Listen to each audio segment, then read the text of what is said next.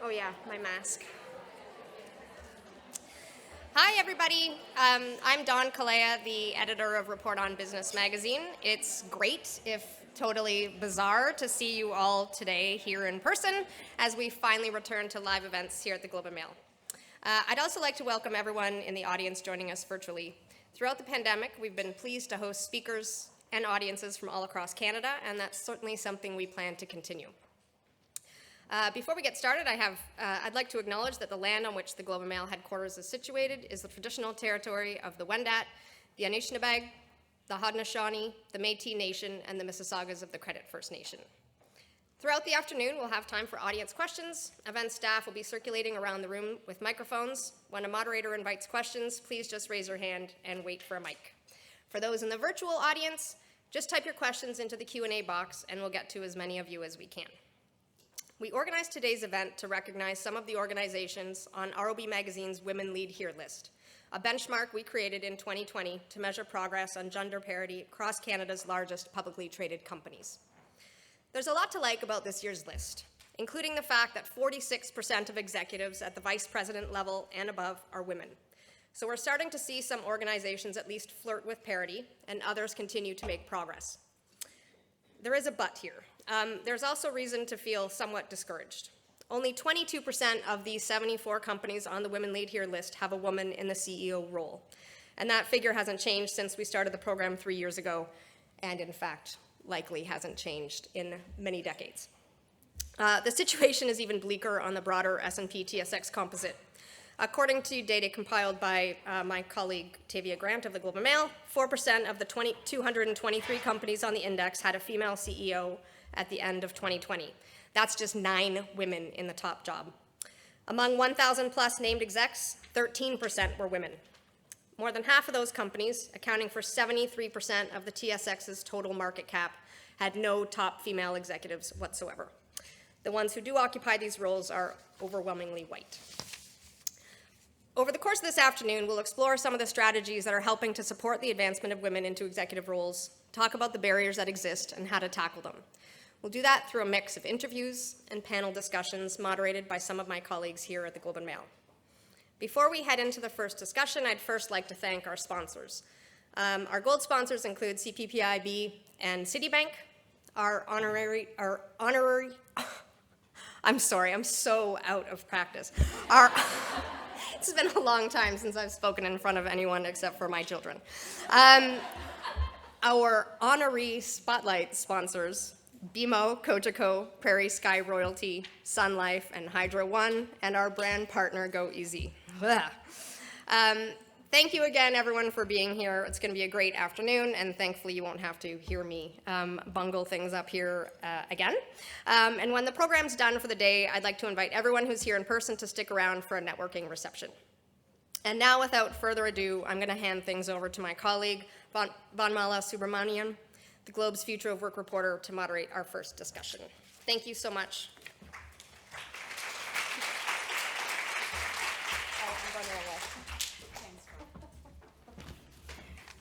Thanks, Dawn. Hello, everyone. Nice to be back in an in-person event. I'm Vanmala Subramaniam. I'm the Future of Work reporter with the Globe, and I'm really happy to be moderating this first discussion. So we're going to talk about the hybrid workplace over the next 20 minutes. You know, many of us have been either working fully remote or we've been coming back into the office on occasion. And I really want to get at what the hybrid workplace means for women in particular, because I think it's been a really interesting journey over the last 2 years. So we have lined up 2 very excellent speakers to tackle this topic. On stage is Helena Pagano, Executive Vice President, Chief Human Resources and Communications Officer with Sun Life. Helena's right there. And joining us remotely, we have Kira Cordoba-Brown, who's the Managing Director and Head of ICG Talent and Diversity Inclusion with Citi. So this is going to be a 20-minute discussion. I'm going to sit down and start the conversation. Thanks, Helena, for joining us. Kira, nice to see you on the screen. I think I'll start with you. You know, when we had our previous conversation, you kind of described hybrid working as both a positive and a negative for women. Can you kind of get into why you characterized it that way? Yes, thank you so much. And it's so great to be here, even though it's virtual. It's great to have the opportunity to address everyone in the audience live and on video. So let me get into why I said it was a little bit of both. The reason I said that is because I think first and foremost, a hybrid workplace really is one that can be very conducive to balance or integration, as you know, it's better said, in terms of how are you integrating your life into your work and your work into your life. So for women, because most women, not all, but a lot of women, and let's be clear, some men as well, are sandwiched into taking care of perhaps their children or taking care of their parents, as an example, right? And so in having both of those things, it is more helpful for a woman to be able to come into the this hybrid workplace, being able to integrate both her life and her work. However, because of that integration, some women do find it challenging to come back into a hybrid environment. How so? Well, because childcare isn't what it used to be anymore if you're working 3 days a week from the office, or maybe even pet care or maybe care for your elderly parents is not going to be the same. You know, you have to think about finding care that is only going to take 3 days versus the entire 5, or, you know, someone who will watch your dog or someone who will care for your parents for only half the time. So that the balancing of that, having to juggle where you're leaving the kids or where you're leaving, you know, the dog or whatever else you're caring for on that particular day can be very challenging. I speak because I know how true that is, being one of those people that has to juggle a lot of things during this hybrid environment. Thanks, Kira. That's very insightful. Helena, Sun Life was one of the major employers, I guess, that introduced a very almost like super flexible return to office sort of policy where employees just get to choose whether they want to come back, how often they want to come back. What was that based on? Was it an employee survey that you guys did based, you know, feedback that you got from employees? Like, how did you decide that this is kind of just going to be the permanent way that Sun Life operates for employees? Yeah, thanks for that. So two things really played into that. One is that pre-pandemic, we'd already were moving to virtual and remote work, hoteling. So embedding this notion of flexibility is the way to go. It's a way to attract talent. It's the direction of travel and work. And then I think the pandemic really opened our eyes. It accelerated the view to say, you know, our people did a terrific job delivering for clients, pivoting to serve clients in different ways, seeking the benefit of the balance of doing it. And that just said, it accelerated the view. We could do it, and it works for our people. And then subsequently, we have been testing the view with employees throughout. So I'll just pause there because I can share some more data on what our people have said. So I have one follow-up question, and then Kira, I have a question for you. Did you find, like, what was the kind of demographic feedback from employees on return to work? Was there a difference between what men wanted and what women wanted? Like, did you notice that more women wanted to stay at home? I don't want to stereotype, but yeah. I mean, generally we see, so I think it held true that generally we see, and much like Kira shared, that caregiving responsibilities tend to concentrate on women more than men. But when we look at the demographics of our response, like the desire for hybrid work and wasn't gender specific. Probably where we saw the difference, and I know this through some of my colleagues, is your most senior people have a different view. So you have to be careful then your most senior people are setting the policy for everyone else, like their life is I leave in my BMW from my heated driveway and go to my private office where somebody brings me lunch. Why doesn't everybody want to go back to work? Because that's not real life for most people. So you just want to watch who's guiding the policy, which is why we've been so influenced, and our CEO is not like that, but just to be clear, we really want to be guided by employee feedback, because we also found It can be a little different by some geographies and by some businesses. So you also don't want to fall into the other side of one size has to fit all when it may not. That's very interesting. Kira, did you kind of find the same thing? What do you think about the breakdown of, whether more women are inclined to want to stay at home versus men, or is there really a difference there? Yeah, that's a great question. I have to agree with Helena. I think very much that we didn't see a gender disparity in those numbers. It was more about people just wanting to have that information of their work and life. And, for some women, it was just about having the choice. So it wasn't necessarily around just, we want it for sure. And, because some women actually did want to come into the office, right? If you had a small child, or if you had, during the pandemic, if you had to teach your children in addition to work, it probably was better and more conducive to work if you were in the office. So for us, what we've seen, both men and women, is just the flexibility of having that. Yeah, I definitely can see people are relating to this. I have another question, Kira. How did you find that the experience specifically for women changed over the course of the 2 years with virtual work? Again, did you, I guess, were they working different hours? Were there more requests of, I need to consider my family at childcare duties, this kind of stuff? Or, just maybe if you could talk a little bit about the experience of women over the last 2 years, from what you can tell. Yeah, sure. I think I can say, at Citi, we've always had flexibility, as Helena has mentioned, in the last sort of decade or so. So the ability to say, I'm going to, start working later in the day to take my child to school is a very real thing for both women and men. We saw it in both. I can tell you, I also avail myself of those opportunities and still do, right? To make sure that I can schedule maybe phone meetings in the morning so that I can take my daughter to school, as an example. But we do understand that working mothers did have to cut back their hours substantially because of those disproportionate caregiving responsibilities in their homes. And at the first wave of the pandemic, as an example, we saw that many women were leaving the workplace almost 2 times, if not more, at the rate of men, right? So we were really seeing the first female recession in the workplace in such a long time. And so we did see that. I can't say that at Citi we saw a number of people ask for more flexibility because we already had it. But it was more around the opportunity to avail ourselves of that flexibility that some women didn't do in the past. Right.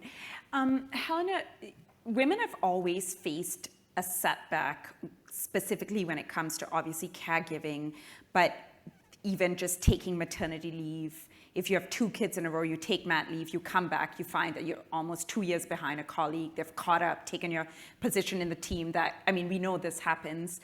Right now with flexible work, do you feel that women are hesitant to ask for more accommodation because of the previous history of women having in effect been discriminated against because of additional caregiving responsibilities, if you know what I mean? Yeah, I think this is the opportunity to prove that the table has been reset. Like everybody worked in the same way for the last 2 years. And I think the reason companies are here, and all of you are here because you're leaders in this environment, are taking the opportunity to say, with intentionality of this desire to make sure there's more of a level playing field, with the how do we make sure leaders are taking the opportunity to develop talent equally when you're not in the same place. Hopefully, because everybody's been in the same place for 2 years, you want to feel that women are not afraid to ask because they have a track record of saying, look what I've been able to accomplish over the last 2 years, same as my male colleagues. But I think, having said that, I think that's why I use the intentionality. You don't just want to assume everything's going to naturally change. Like, that's the focus on, let's make sure we train leaders to think about how you develop talent in a hybrid environment, so that how you make sure you set goals and requirements so that women don't have to be afraid to ask. They can point to the things in place in the organization that support their desire to move forward. I mean, the stats are the stats, right? Yeah. The history hasn't proven that's the case, but I think this is where we take the opportunity of the crisis to say, now let's really, with intentionality, change it for better going forward. I also think, if I can add in here. Yes, sure. Go ahead, to Kira. normalize the idea of taking flexible work, right? So Yes. that CEO City, Jane Fraser, talks about the fact that when she was little, she actually worked 4 days a week. Kira, you're cutting out a little bit. Could you just repeat that, what you just said? I caught half of it. Okay, I hope you can hear me now. But Yeah, it's better. essentially, we're saying normalize flexibility, normalize the balance, right? Our CEO, Jane Fraser, talks about the time when she was taking care of her small children. She only worked 4 days a week. And in saying that very publicly, she's normalizing that it's okay to take flexibility if you need it. I just thought of one question actually for the both of you.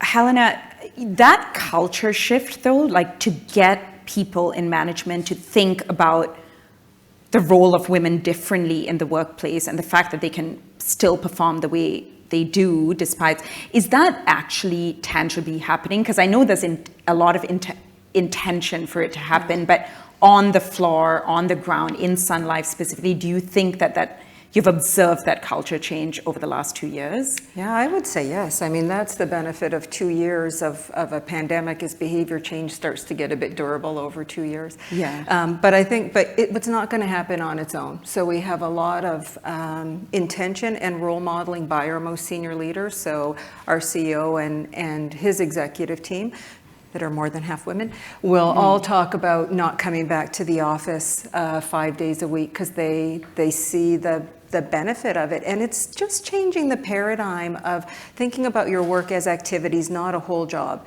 and a whole job with face time requirements. If you really boil it down to the activities of saying, what days or what time do I have to do heads down uninterrupted work? Everybody's got to do a report or a strategy or something. If it's self-directed work, you're better to do that out of the workplace because you don't have all the interruptions.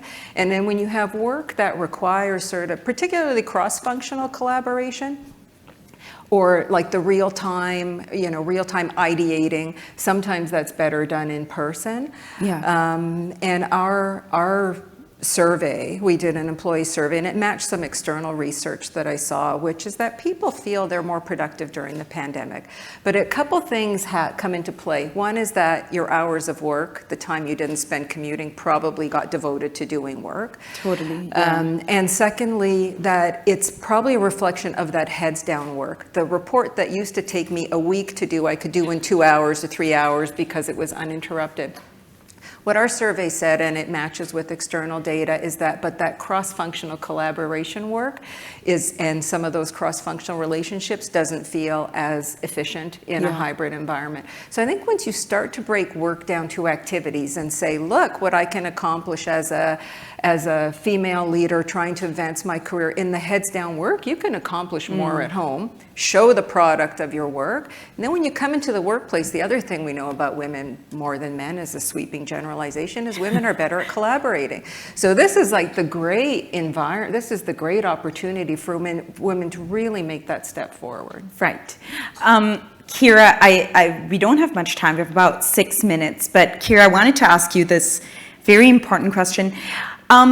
So coming back specifically to hybrid work, one of the things that not working from the office does is you don't have that opportunity for FaceTime with your whatever manager, senior managers.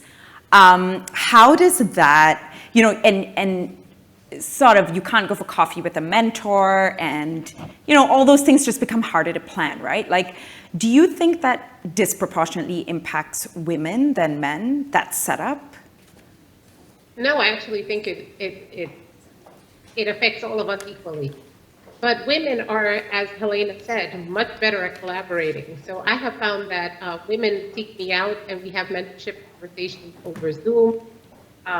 We plan for our mentor conversations in person for those days that we will be there in the office. I think it takes a little bit of extra work, for sure, to reach out to individuals and say, I want to meet you in person, but it's still a positive reaction. You can still do it over Zoom. It is something that can be done, and I'm not sure that it affects women more than men. I think it affects everyone equally. It might affect extroverts for sure versus introverts, because introverts are going to want to speak, maybe over Zoom and something a little bit less, out in the open. But one other area where I do think about this is that it allows for people to be more personal with their mentorship relationships. So, when before pandemic or pre-pandemic, if you were being mentored by someone and you went out for coffee, everyone knew it. Now that could be a good thing or a bad thing, depending on how you want to look at it, but everyone was aware of it. You're out in public, you're drinking coffee together. Oh, they must be a mentor-mentee relationship or what have you. But now you can have those same intimate conversations about your career on Zoom and nobody is aware of them. So I think that there are pluses and there are minuses to the ability to do this now. Yeah. Can I just add one Yeah, data yeah, point for sure. about Go it ahead. quickly, because you're running out of time with code for keep it short, is our data from our engagement survey through the pandemic actually highlighted that point, which is the things that people felt uncomfortable with were often visual cues. That when you were all on Zoom and everybody had the same size box on the screen, you didn't have the intimidation of the walking to someone's big office and you're not dressed in the same multi-$1,000 suit that person's wearing or whatever. All of a sudden, everyone had the same size box. Everyone had the same kind of casual wear, same hoodie, and it really helped to increase two things, which was safety to speak up and hierarchy, how much hierarchy matters. That hierarchy didn't matter as much and safety to speak up increased. That's very interesting. I have one more question and then time for one audience question. So just very quickly, what can organizations do broadly to kind of ensure that women are not left behind if this hybrid working scenario is permanent, which I believe it's going to be? Helena, go ahead. Okay, I'll three quick things. Really, it's intentionality in the focus, so that you don't slide back, so that when you think about these, I had a collision with a male colleague and took him out golfing, that you don't say, oh, well, the female colleague who's not coming into the office is not going to get that opportunity. To roll it back and say, I think that's how we think about it in real life, which is you don't wait for your first child to come home for dinner and because they arrived first, they got all the food and the next children didn't get others. But yet that's what we do in the workplace. So just being intentional about, share, develop all your talent, leverage your employee resource groups. It doesn't have to be HR department or anybody alone. Lots of great women and leaders can advocate for others. Really set targets and measure your progress. Yeah. Kira, what about you? I don't know that there's anything I could add to that. That's exactly what Citi is doing. We're measuring our representation of women, ensuring that not only are they at the VP or AVP levels and above, but across those levels, right, and senior leadership roles. We want to make sure that, to Helena's point, that we are intentional about their development, about the opportunities that we give them. And so as a result of that, hopefully we will not be sliding back, but only moving forward and really growing together. Okay. I did think I had time for an audience question, but I don't. I'm sorry, unless I'm given permission to ask a question. But thank you all. And Helena, thank you to you. Kira, thank you to you. I thought it was a very good discussion. Thank you. Thank you so much. And nice to see everyone. I'd like to hand off to my colleague, Fiona Colley. She will be moderating the next session. Thanks, Fiona. Hello, everyone. And thank you, Vanmala and Helena and Kira. That was an excellent and also very relatable panel discussion, I felt. And I know there were some nods in the room as well. So yes, I'm Fiona Colley. I'm the Program Manager of Business and Financial Products here at the Globe and Mail. And what that means is, if you're wondering who that anonymous person was emailing you with all those questions for the Women Lead Here benchmark That was me. And it's very nice to see you all in 3D. So one of the points that was brought up towards the end there was about metrics and benchmarks and how do we remain accountable with the number of women in executive roles, which is of course also what the Women Lead Here program is all about. And to our next discussion, we're looking to focus on metrics and targets for gender parity and inclusion. There are, of course, varying opinions on whether metrics are good or bad and how they might help. Is it possible to have these kind of realistic goals? We're going to look at how and why organizations do use metrics and what they can reveal, along with some of the strategies they use to develop them. So with that, we have two excellent speakers joining us virtually to address this topic. First, we have Melinda Smith, Vice Provost of Diversity, Equity, and Inclusion with the University of Calgary. And also joining us is Gopal Bansal, Vice President of Diversity and Inclusion with RBC. They are both joining us virtually. Hello to you both. Hello. Great. Melinda, you too. I just want to do a sound check, really. This is, hello. So Melinda, let's start with you. You, of course, work in academia, and we've also discussed and we've heard as well that it can be really difficult for women to gain a strong hold in leader positions in universities and colleges. Now, the University of Calgary has this new dashboard that is helping to change that with a very transparent metric and accounting of people in those positions. Can you just tell us a little bit about that, what it is, and how it came about? Thanks. So the University of Calgary's dashboard was launched in the context of strategic direction planning around the academic plan, around the research plan, but also around our Eyes High overall strategy. So the dashboard is basically an information management system that presents data to advance equity, diversity, and inclusion. So the data that it provides a general representational data on the status of of roles, students, staff, faculty, but also members of equity deserving groups. And so, for example, it includes the best data on gender, gender identity, gender expression, that's administrative data. It also includes self-ID data. So from the Canadian employment equity categories, visible racialized minorities, persons with disabilities, Indigenous peoples, and increasingly we're trying to increase data on lesbian, gay, bisexual, transgender, queer. So it includes these kind of demographic diversity data. It also includes data on what we call pathways or pipelines, which is to say admissions data, advancement through the ranks for faculty and staff, so assistant professor, associate professor, time to tenure and promotion. What is really helpful about this dashboard is that it's public facing. It reflects our commitment to transparency. It allows us to be accountable and allows us, members of our community and the broader community, to hold us accountable about whether we are progressing in our goals and objectives to increase more equitable, diverse, and inclusive and accessible campus. So the dashboard is also helpful because it helps us to draw on data and evidence in decision making. It helps us to design policies and programs informed by this data so that's relevant. And it helps us to set targets and goals that allows us to achieve these kinds of things. So I think the dashboard at University of Calgary can be seen as part of our broader commitment to equity, diversity, inclusion, and accessibility.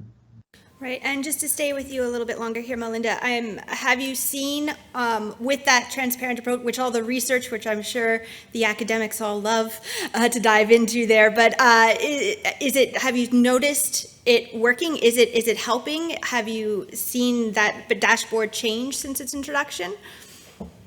The dashboard is changing and updating, and be careful what you ask for, because with the launch of the dashboard, the demand for data to inform decision making has increased. So when we launched the data, we provided data at the aggregate level, institutional level, and with that more and more demands as people wanted to take it to the next level for data at the, say, faculty level or data at the departmental level. So multi-level analysis, a unit analysis for the data to track everything from how people, how equity is increasing in departments or admissions, how equity is increasing in faculty, how it's increasing in leadership. So it's actually, I think what it has done is help to deepen and embed the commitment to equity, diversity, inclusion, and evidence-based decision-making. And we can't keep pace, actually, with the demands because, of course, you need good data analysts. And that's also something we're thinking about, the kind of capacity you need in order to have data-informed decision-making in equity, diversity, and inclusion. Excellent. And so Gopal, just to move to you. So RBC is, of course, one of our Women Lead Here organizations. We have 44% of executives at RBC are women, up from 39% in 2015. What role has metrics played in that progress towards gender parity to date? Yeah, first, thanks for having us here, Fiona, and for hosting and the conversation, and congratulations on the Women Lead Here project. So metrics are really important. I don't think there's an organization out there that measures metrics that wouldn't say that. You know, I think what's also important is recognizing how long you've measured those metrics and what you're actually trying to accomplish by measuring those metrics. As an organization, RBC conducted our first employment equity survey in 1987. So we have been on this for quite some time. But you know, as Melinda was alluding to, having that data or knowing what those metrics are is only the first step. It is the information. You know, in 96, I think it was 1996, we established our first Diversity Business Council, and the mandate of that Diversity Business Council was to help close gender representation gaps in leadership and across leadership levels. And so that was really our initial foray into what do we do with the metrics. We have these metrics now. How do we ensure that we're using the metrics in a way that ensure that we are driving to the progress that we want to see? And so a lot of our work over that time has really been focused on this. And our metrics cover a pretty wide gamut. We look at representation for sure, as many organizations do. As a federally regulated organization, we report on those metrics, both to the Employment Equity Act, but also externally in our own reporting, and importantly, internally to our own workforce. We have goals associated with the metrics, so what we want to achieve in terms of women representation in our leadership roles, but we also look at it across different management tiers to ensure we're managing for the metrics at each level within the organization. You know, but as I said, those metrics alone are interesting. It's the actions behind understanding what you're going to do with those metrics. That's really where the progress happens. So to follow up on that a bit, Gopal, just so how do you make sure you are, you know, acting behind those metrics? You get all the survey data in, and it says, you know, we're at 38, we're this, hey, we're up X%, great, pat on the back, let's go. But I mean, how do you make sure that you are still trying to always move the dial, move forward, and to remain accountable to those metrics and to your goals? Yeah, so I mean, there are moments certainly where you pat yourself on the back, but you know, our focus is always on where the opportunity is. We certainly pause to celebrate some of the successes we have, but where do we need to do more? Where do we need to do better? What we're actually have done now is shifted not just from looking at metrics on representation, but also now understanding inclusion and how do we measure inclusion across RBC. You know, for us, it's equally important to understand what is the experience of people as it is to have goals and drive toward progress against the goals that we have from a representation perspective. Those actions are informed by a number of different metrics that we would look at. So we have goals we want to achieve, you know, gender parity at our leadership levels. And so as we measure this, as you mentioned, we've gone from 39 or 38% in 2015 to 44% executive representation for women. We know we have work ahead of us in order to get to that, you know, 50% goal that we want to achieve. But it is that constant view on where we need to get that keeps us grounded on ensuring that we're driving the right actions. And Melinda, to move back to you, so obviously we're talking about having all these metrics, dashboard, something like the dashboards bringing transparency.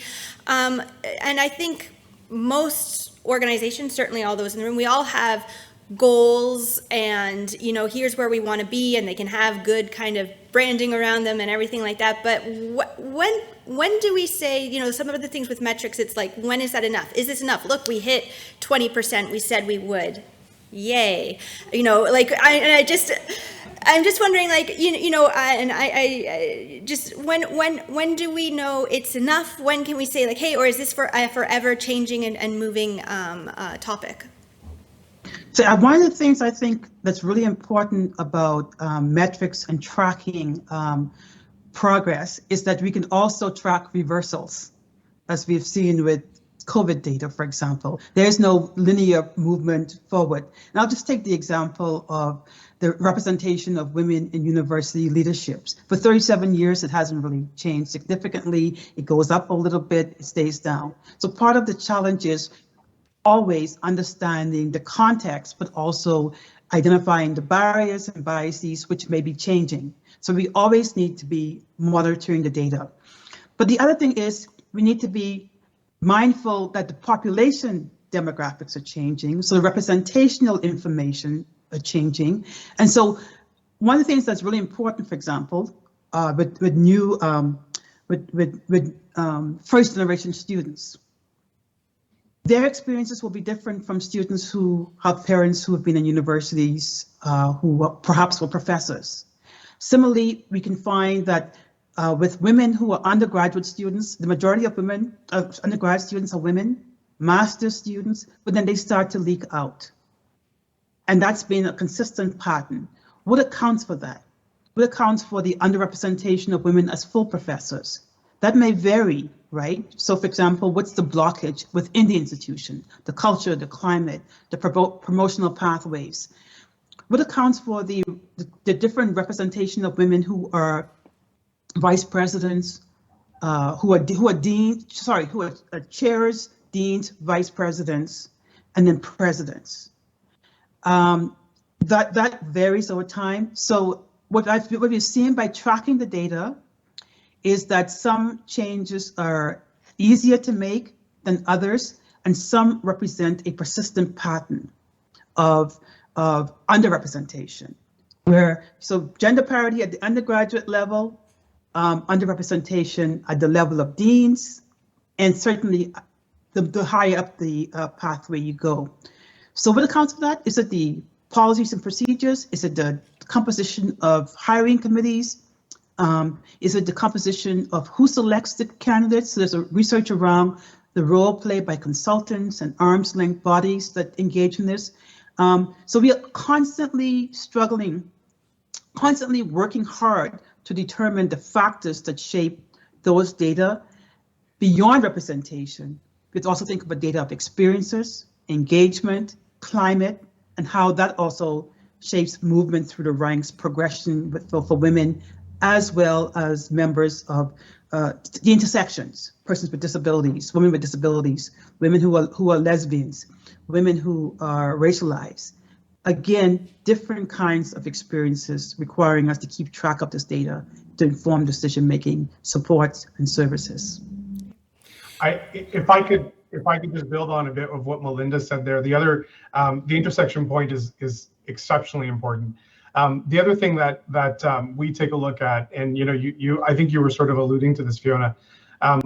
Once we get to a goal on a representation, we also track staffing.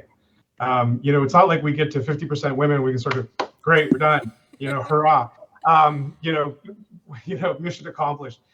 Because if you're not replenishing the pool, or if you're not willing to recognize that the size of the pool may fluctuate for a variety of reasons, and so you need to ensure that you are constantly feeding it with the right staffing representation levels as what your goals are for the representation at the pool itself, you'll start to fall back. As Melinda said, you'll start to see that representation numbers start to reverse.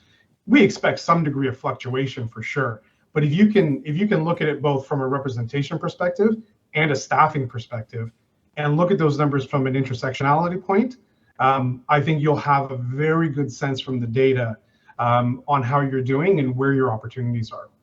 Right, and on that, with that idea of the replenishing and looking at the staffing and such, it brings to mind the idea of quotas. Like you're creating metrics, you're trying to move towards certain targets and stuff. They can have, and the idea of quotas again can be controversial at times.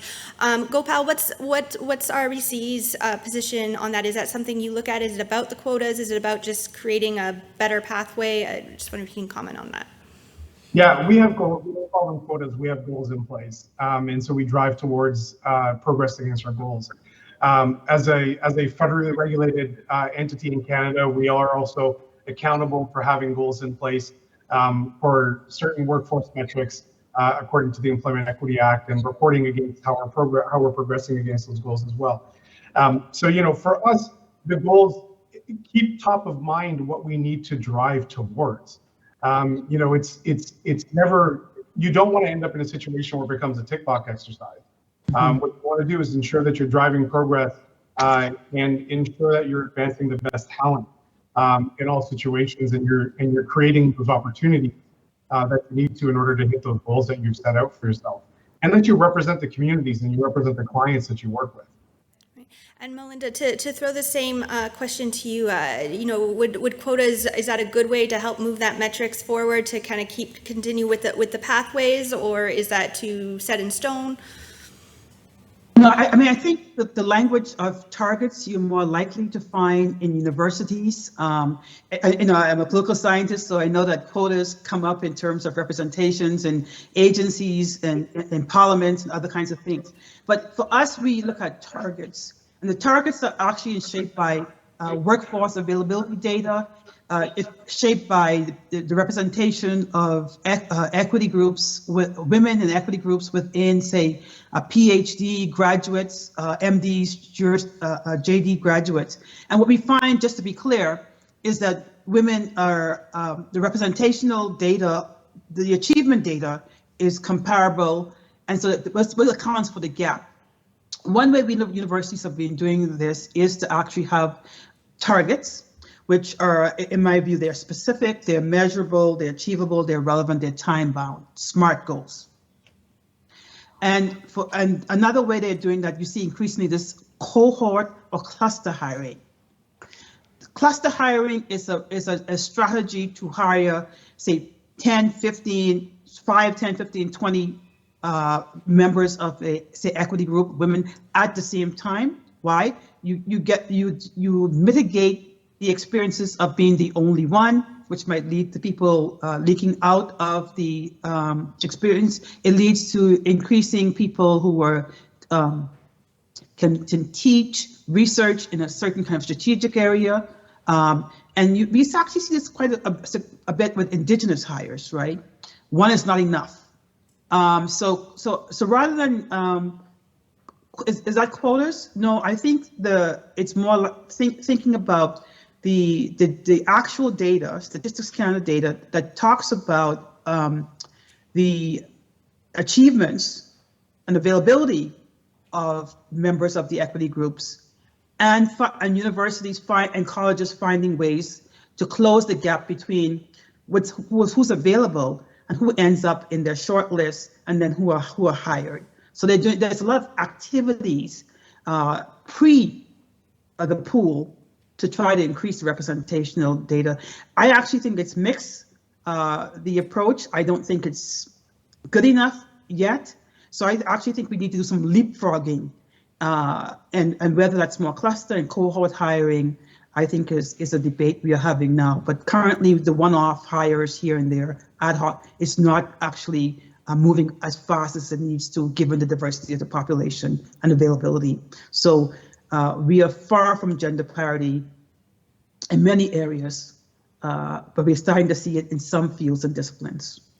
Great. Well, thank you very much. I feel like cluster hiring and cohort hiring, that could be its own panel discussion. I've never heard that before, but I think that sounds really interesting. Unfortunately, that is all the time that we have.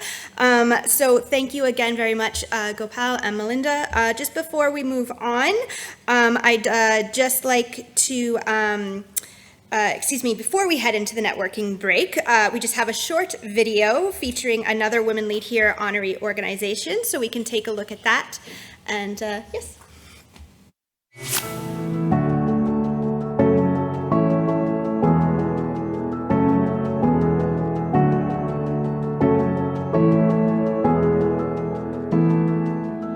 As part of my job at Cogeco, I'm responsible for ESG, and gender equity is, of course, an important part of ESG priorities. And I'm personally involved, along with my colleagues, in ensuring that women can thrive and have career opportunities within Cogeco.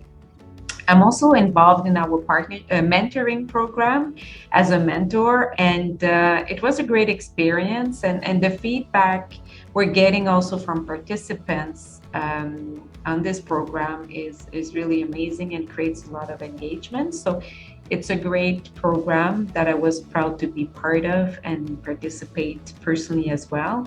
It involves many women across the organization. And at another level, I would say that I enjoy also giving women the opportunity to shine, to get exposure and external visibility.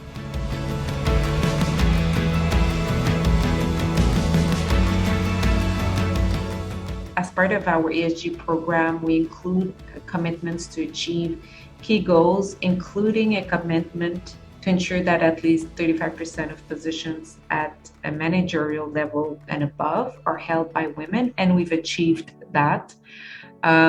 So we continue to pursue, as part of our diversity and inclusion strategy, the advancement of women.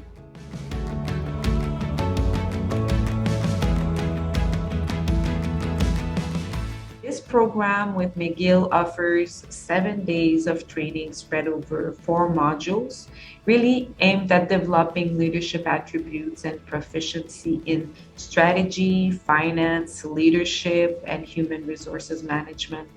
And so really it's a key component, even though we have other tools like succession planning is extremely important. And as well as mentorship and working with specific business leaders also to support retention where needed, and the way we want to attract women also is part of our overall strategy.